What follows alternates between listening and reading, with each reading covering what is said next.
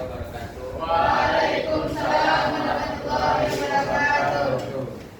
Saya akan menjelaskan tentang sejarah Al-Quran. Al-Quran sebagai wahyu Allah SWT yang diturunkan kepada Nabi Muhammad SAW dengan perantara malaikat Jibril. Al-Quran diturunkan secara berlangsung, yaitu turunnya Al-Quran tidaklah sekaligus secara keseluruhan, tetapi berangsur sesuai dengan keperluan yang ada. Itulah sebabnya ayat-ayat Al-Quran atau surat-suratnya yang diturunkan tidak sama jumlahnya dan panjang pendeknya.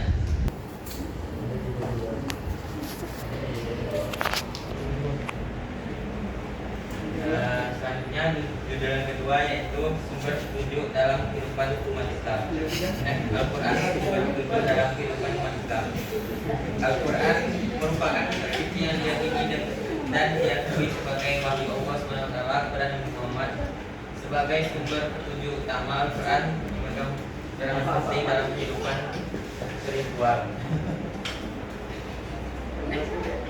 moral dan sosial umat Islam. Secara etimologi, kata Al-Quran berasal dari bahasa Arab yang berarti bacaan atau yang dibaca. Terdiri dari 30 juz, 114 surah. Judul yang ketiga yaitu Al-Quran dalam keseimbangan ekonomi syariah. Menurut bahasa, kata ekonomi berasal dari bahasa Yunani, yaitu oikos, berarti keluarga atau rumah tangga, sedangkan nomos manajemen rumah tangga atau peraturan rumah tangga. Jadi ilmu ekonomi adalah salah satu cabang ilmu sosial yang harus mempelajari tingkah laku manusia atau kehidupan masyarakat dalam usahanya untuk memenuhi kebutuhan yang relatif tidak terbatas dengan sumber daya yang terbatas. Selanjutnya judul yang keempat yaitu pentingnya keseimbangan ekonomi dan keadilan sosial dalam Al-Quran. Al-Quran menekankan pentingnya keseimbangan ekonomi dan keadilan sosial untuk mencapai kesejahteraan dan kemakmuran dengan prinsip-prinsip seperti keadilan, persaudaraan, distribusi harta yang merata, dan tanggung jawab sosial. Ini tercermin dalam ajaran untuk menghindari kesenjangan, keserakahan, dan eksploitasi, serta menyuarakan pengaturan ekonomi yang adil untuk mengurangi penderitaan kaum miskin dan memperkuat ikatan masyarakat. Selanjutnya judul yang ke-5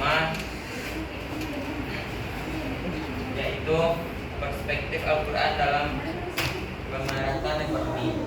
Makna ekonomi menurut bahasa ekonomi dapat diartikan sebagai sesuatu yang berkaitan dengan pengaturan pemasukan dan pengeluaran keuangan. Ekonomi sebagai suatu ilmu merupakan suatu kumpulan pengetahuan yang sistematis yang mengatur tentang permintaan dan penawaran barang dan jasa oleh konsumen. Dalam berbagai literatur yang membahas tentang ekonomi Islam ditemukan istilah yang dipakai oleh para penulis Muslim terkait dengan ekonomi, yakni Islam. Dan Baiklah, saya akan bertanya kepada Raka, apa saja yang ditekankan oleh Islam dalam Al-Quran untuk mencapai kesejahteraan dan kemakmuran? jawabannya yaitu keseimbangan ekonomi dan kesejahteraan sosial. Sebutkan pengertian dari ekonomi. Oikos berarti keluarga atau rumah tangga, sedangkan nomos berarti peraturan atau aturan, sedangkan menurut istilah yaitu manajemen rumah tangga atau peraturan rumah tangga. Jadi ilmu ekonomi adalah salah satu cabang ilmu sosial yang harus mempelajari tingkah laku manusia atau segolongan masyarakat dalam usahanya untuk memenuhi kebutuhan yang relatif tidak terbatas dengan